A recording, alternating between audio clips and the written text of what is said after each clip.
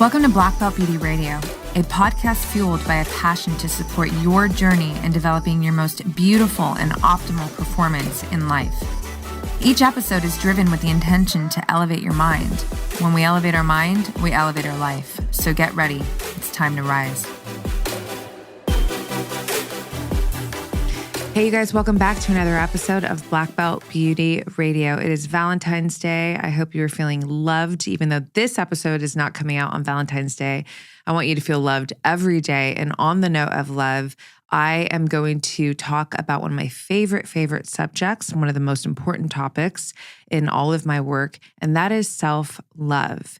I created 10 principles that will help anchor you into self-love and ultimately help you fortify your self-love throughout your life. You know, it's important to really realize that I always say, like, there's no period at the end of the sentence when we're talking about attributes like self-love or self-confidence, self-trust. You know, it's a life game, right? And you need to realize that it's always your self-love. You're always going to have opportunities to fortify it. And a lot of those opportunities are going to come as a result of you being challenged by it, right? So I'll expand on that in this episode, but let's just really start by saying it's really an adventure. It's an adventure of yourself. It requires savage honesty. Self-love requires warrior level courage, right? And I'm going to dive into the whys behind all this. And ultimately, true self-love is really being devoted to your most authentic self. Now, look, there's so many definitions and approaches to self-love, and I'm not here to tell you that this is the only way, but it is a core topic that I speak on. It's rooted in all of my work, and there's great reason for that. In my own life, I can't think of any great experience, achievement, accomplishment that I have created for myself, internally and externally, where self-love was not an active participant in the process for me, right? And this is where I came up with the quote, "Self-love is the queen of battle," because more often than not, a lot of these experiences, these victories came after beating a challenge, right? So like there was a battle that stood guard in front of the thing that I was reaching for, the experience, the goal, whatever it was, right? And again, an internal or external, right? So an example of the internal could be, a paradigm that you need to shift, that you need to reprogram. It could be a habit that isn't serving you, and your self-love helps you to pivot that habit into one that is serving you, right? And so those are just a couple of internal examples, but, and I'm sure I don't really need to paint a picture on the external, right? Achieving any great goal, doing anything that feels really good and meaningful to you. This is when you're in the act of getting to those achievements, to those wins, more often than not, there's going to be some kind of challenge. Sometimes it's small, sometimes it's big.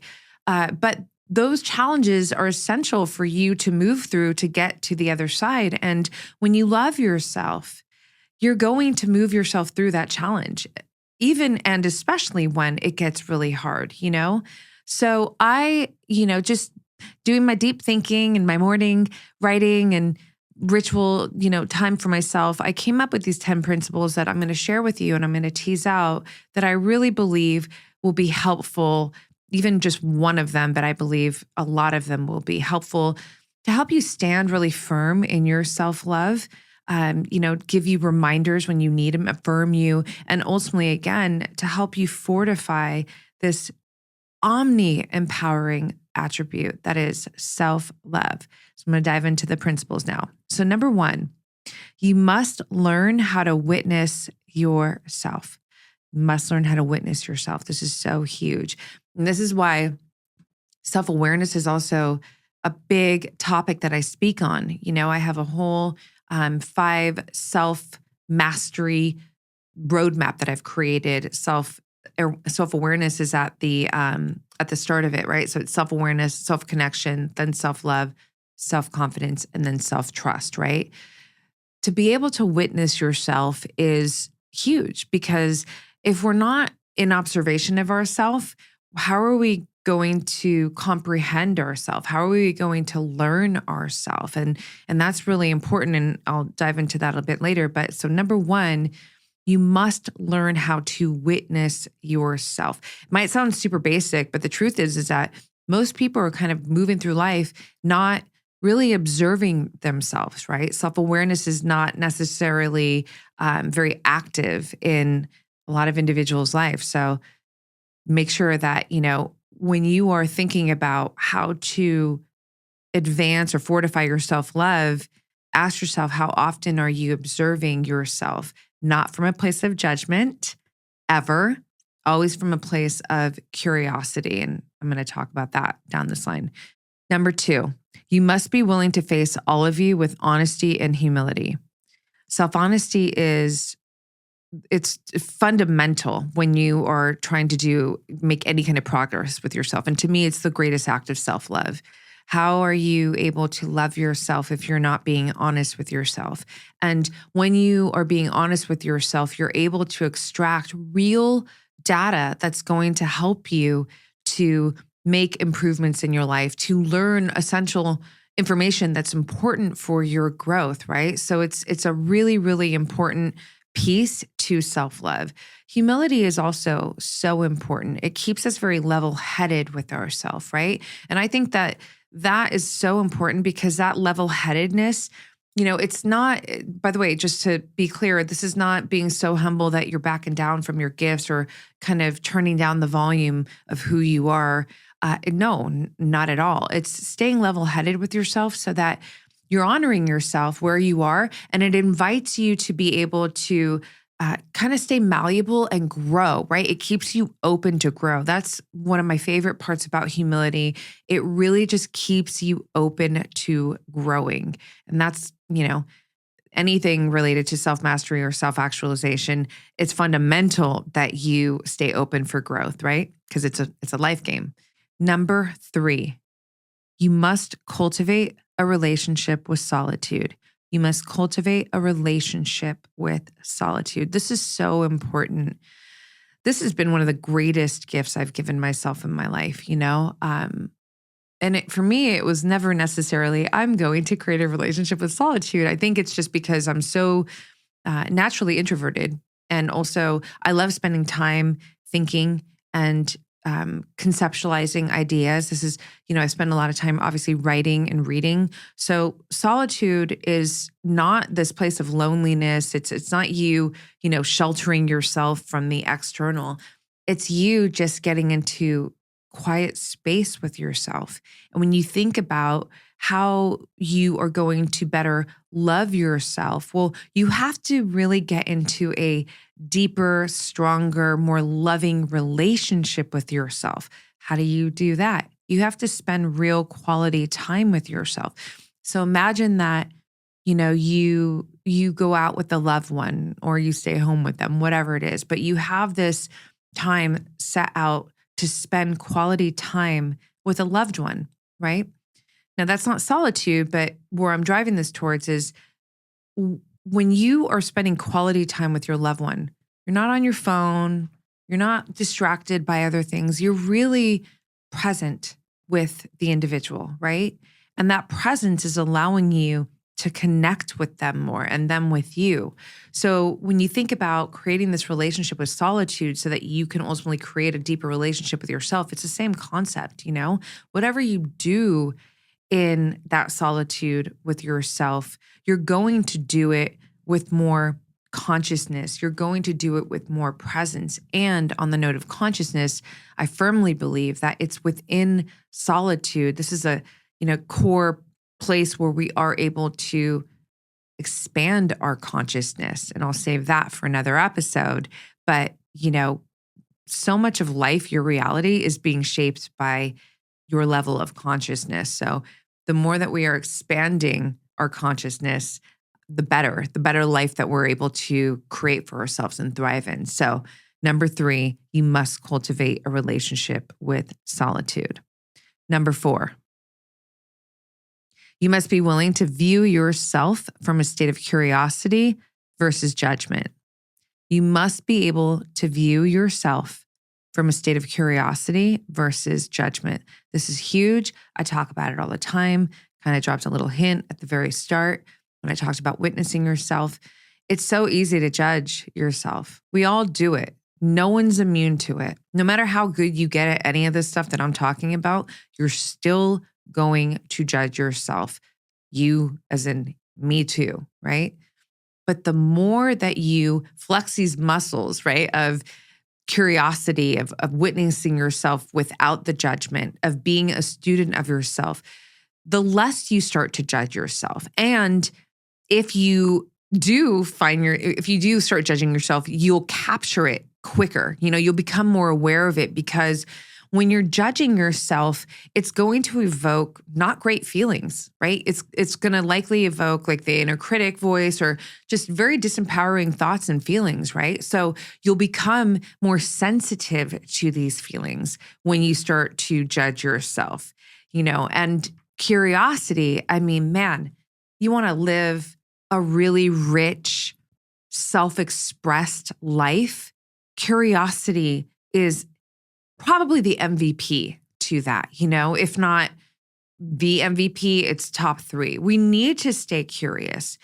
Curiosity keeps us open. It keeps us learning. It keeps us growing. And when you are curious about yourself, so that you're witnessing, go back to number 1, that you're able to observe yourself from this state of curiosity. Again, you're just constantly, it's like class is always in session with yourself, right? But you're not grading yourself. You're just learning yourself. And when you can learn more about who you are and why you do the things you do and what's running through your mind and how you're feeling the way, why you're feeling this way, right? This is really important information that helps you know who the fuck you are. Straight up, how do you know your authentic self? It's from this. It's from being a student of self. It's from doing this curious, deep, self-introspective work that is not, you judging yourself, so that you can really, really hone in on what's going on internally with you. So it's so important to really just flex this muscle of curiosity, not just outwards towards life, but especially towards yourself, so that you can extract really, really powerful information that's going to help you to continue to, evolve and express your highest self and ultimately thrive, right? So that's a big one. Number 5, you must learn how to elevate and fortify yourself. So when I think about loving myself, I'm certainly thinking about how I can constantly take everything within me to a higher level and to a stronger level. So from my psychology, my mindset, to my heart, my spirit, to my body, my physical abilities, right? This whole podcast is focused on elevating you, right? In all of those ways. And that is an action, an expression of self-love. So it's so important to continually find the ways that you can keep elevating yourself and keep strengthening yourself, because ultimately this is just helping you to thrive internally and externally, which is true winning and success in my world anyways, in life. Number 6, you must apply fierce compassion and self-accountability. Self-compassion is something that I always talk about. I see it as a high performance tool because it allows us to be human, to be messy at times, to make mistakes, to have grace for yourself, really, right? And this is supporting you as you are a student of yourself. Being a student of yourself is to say, like, I don't know everything at all moments. Of course you don't. Of course we don't, right? And this is where humility comes in. This is where compassion comes in. And all of this is supporting you to learn again yourself, learn all the important things that you need to learn so that you can continually architect your greatest expression, your greatest self, which then in return architects your greatest life, right? The self-accountability piece is so huge. This ties into integrity, which is one of the most important attributes to operate your life with, right? I kind of live with this philosophy that everything's my fault. Even if somebody's done me wrong, I'm going to investigate myself. I'm going to investigate myself because that's where my power lives, right? And so the self-accountability piece keeps me in the driver's seat to being the ultimate creator of my life. And it's so, so huge for you to realize that, when you are holding yourself accountable in this way, you're giving yourself agency to be the creator of your life, right? So fierce compassion and powerful self-accountability are absolutely expressions of self-love and, are ultimately also going to help you fortify your self-love. Anytime you're applying self-compassion, you're holding yourself accountable, which is you just being honest or investigating yourself with very honest eyes. All of that is self-love, right? So that's another really big one, another powerful principle. Number 7, you must learn to feel yourself, not just think yourself. The goal with number 7 is for you to become more heart-centric. We live upstairs majority of the time, right? I want you to come down here in your heart space more often. And, ultimately it's about this harmony, right? The heart is where your authentic self is. The heart is where you're able to really tune into your intuition. And when you are more heart-centric and you're rooted in your heart, you're actually going to be able to navigate your emotions and your thinking. So being up here a lot stronger. You're going to be a more empowered individual when you are more tuned into your heart. So that's the goal behind number 7, to feel more, right? It might sound, I don't know, everybody, we're always feeling things, right? So it's like, you might be thinking, well, I do feel a lot, but being heart-centric and being rooted in your heart is not the same thing as just having all these feelings, right?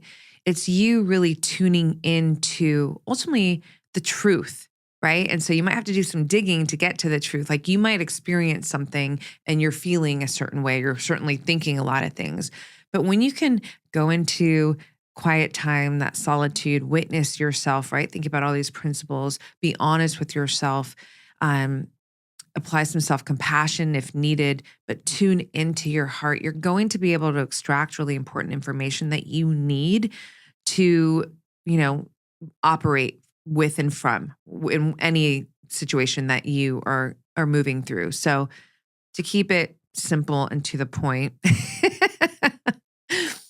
be more heart-centric, do heart exercises, heart coherence, heart resonance breathing. It's such a powerful, powerful tool that helps you to be more rooted into your heart. So I really love number 7 because I am a heartist. Number 8, you must be agile and flexible in your perspectives, never becoming rigid or fixed. That just impedes your growth, right? Never, ever, ever becoming rigid or fixed. I have a quote, you can't snap a string, right? Think about it. It's pretty hard to snap a string, right? But a string is actually like if you could choke somebody with a string. String's pretty dangerous, right? You might not think of it that way, but the idea behind this is that staying soft, staying malleable keeps you from being rigid. And when you are rigid, you do become fragile. You know what I mean? It's really easy for an individual who is really rigid to just be so offended by everything, right? Versus when you are more flexible, you're more open-minded, period. Your perspective isn't the only perspective, and you're able to hear other perspectives. You're actually able to listen better too, right? When you're fixed, when you're rigid, you're shut. The volume is down. All you hear is yourself, which is also why you stay so fixed and rigid, right? So you want to stay very agile, like flexible psychology is really the term for it, right? But specifically, if you are being more agile and flexible with your perspectives, it's going to allow you to operate with more of a growth mindset and to just stay more open and, create more opportunities for you to grow, to learn, and to evolve. And to me, This is self-love, right? Self-love is going to fuel this process. When you're really, really hungry to live the greatest expression of your life, to be a self-actualized individual, then learning and growing means a lot more to you. And to learn and to grow, we cannot be fixed. We certainly don't want to be rigid. We want to stay open. We want to be agile. So this is a really, really powerful principle that's going to help you be more rooted in your self-love and ultimately help you strengthen it as well. Number 9, it's one of my favorite ones. You must, above all else, listen to your heart whispers, your intuition, before your critical mind and external voices get to you and overwrite it. This is so, so huge. And hopefully you're able to connect the dots, right? Think about solitude. This is really helping you be more get into your heart space, to become more heart-centric, the feeling piece I was just talking about. It's so important to turn up the volume of your heart, of your intuition. It's so, so important. You want to live a true life, like from your truest self. Well, then the volume has to be way the fuck up on your heart space. And it's not easy to turn down the volume out here from the external. I mean, we're inundated every single day, more and more and more now because of technology, right? There's all kinds of opinions and ideas and, inflammatory information, just anything clickbait, like to get your attention, or just even in your in your internal circle. You can have opinions and you can have people that you love and that care about you actually come at you with how you should be doing things or whatever. And listen, there's a place to certainly take in, your counsel, people that you love, take in their ideas or advice and all that.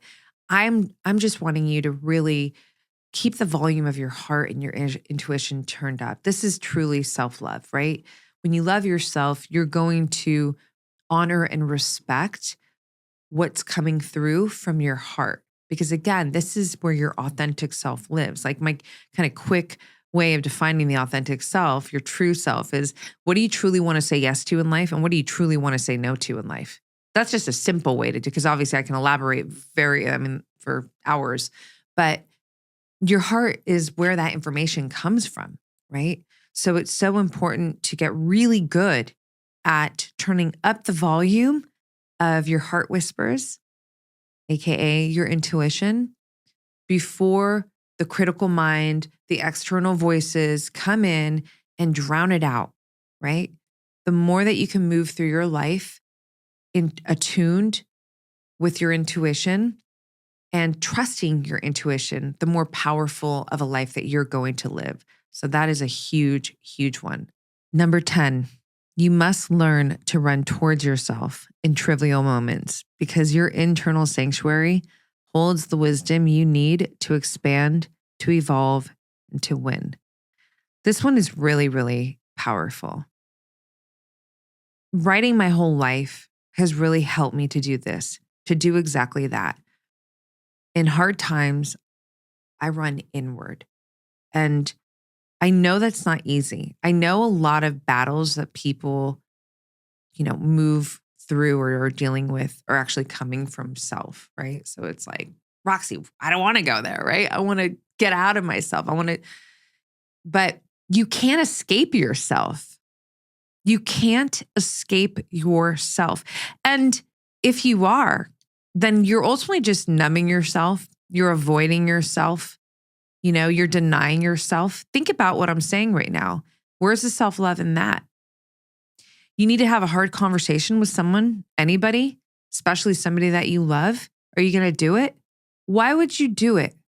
Because you love them, because you value your relationship. So you're going to face that challenge. It's the same thing with yourself.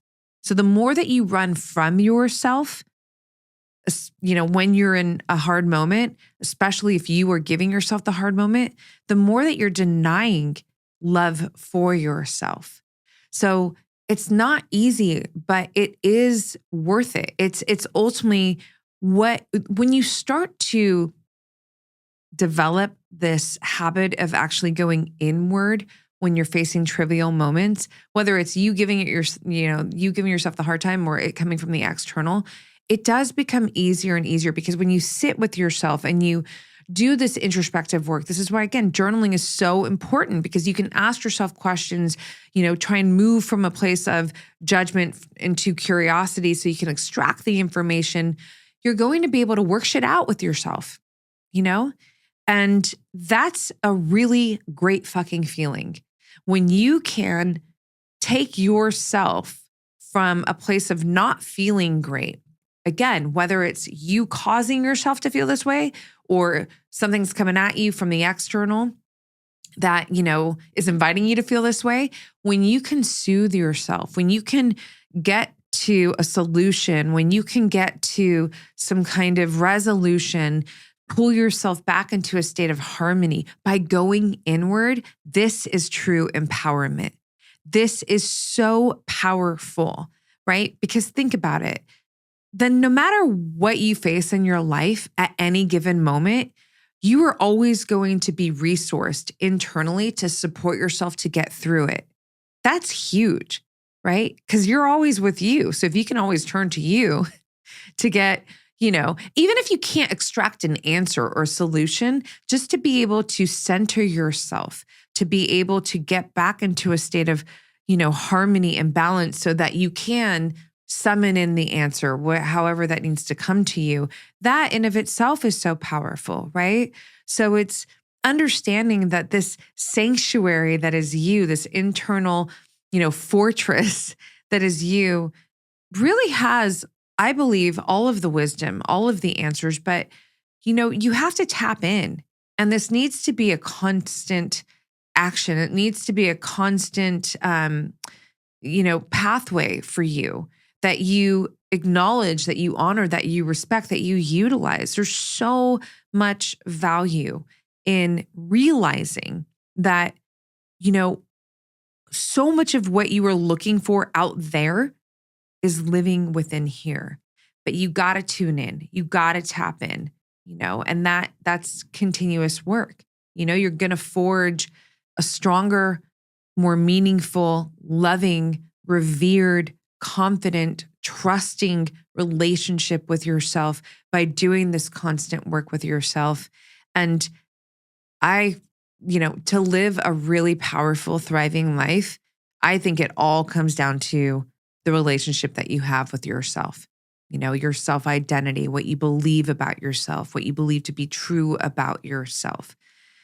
To really create an empowered relationship with yourself, you can't ignore yourself. You can't turn away from yourself. You need to acknowledge that, you're here to support yourself. And you start getting that support by turning inward and asking for your self-support, right? And again, I understand it's not always easy for everybody, but the more that you do it, the easier it gets. And the more that you're going to be able to rely on yourself, to get the wisdom, to get the answers, to self-soothe, all of this. So it's a really, really important principle in self-love. And it's something that in my own life, I can tell you firsthand, it has served me. It continues to serve me so powerfully. When I'm going through some shit and I've got great people in my life, I've got great external tools, I will never, ever go outward before I go inward, and I'll just last little note on it. Again, this is why journaling is so important. You could just get the shit out that you need to, that you want to, and not harbor it, hold it all inside. You can look at it. You could decide, whatever you need to decide from the information that you've now gained in tangible form, right? So number 10, you must learn to turn inward in trivial moments, realizing that your internal sanctuary holds so much of the wisdom that you seek to own. So those are 10 of my self-love principles. I really, really hope that, if not all of them, that even just one of them really hit your heart powerfully today. And, if you need to go back and listen to this episode again and write them out, definitely do that. They're here to support you. And if you would like some more support with cultivating more self-love, strengthening your self-love, I have a free self-love mini course. There's a link to get the mini course in the show notes. It's a really epic, dripped out content series. So you'll get 5 videos dripped out through the week. And it's really, really potent information that I know firsthand, and I know from, everyone who's taken the course. It really will support you to grasp how powerful self-love is and to get very practical in your approach with self-love on a day-to-day basis, meaning self-love actions that you could apply every single day in your life so that you are fortifying your self-love while you're ultimately building a kick-ass life. Because the more self-love that you have and you're operating from, the more you're kicking ass in life, right? So there you go. If you have not already given this podcast a 5-star rating review, please do so. It means so much. There's been some radical, love that word, reviews coming in. Thank you so much to all of you who've been really, truly doing this. There's a very easy link in the show notes to be able to do it. It takes literally 2 seconds, even just to rate the podcast 5 stars. If you're watching this on YouTube, make sure that you subscribe. Put in the comments, what was your favorite takeaway? Was there a principle that really struck a chord with you? Communicate with me. I love connecting with you there on YouTube. Also on Instagram, Roxy Look, DM me, comment under this post for this episode. You guys know where to find me. I'm always here to connect with you and always looking forward to the next one. Thanks so much for tuning into this episode, you guys. If you loved it, please share it on your social. Throw it up on your Instagram stories and tag me. I'm at Black Belt Beauty. I am also at Roxy Look, RoxyLook. I love connecting with you guys. This is a conversation that I want to just continue growing with you guys. So if you feel inspired to hit me up, do so in that space. I always enjoy hearing from you. If you'd like to support this podcast, you can do so by rating it and reviewing it via iTunes. It's such supportive help, you guys. It really helps the visibility of this podcast. So I appreciate and thank you in advance for doing that. And on that note, you guys, I'm signing off with all my love and always looking forward to catching you on the next.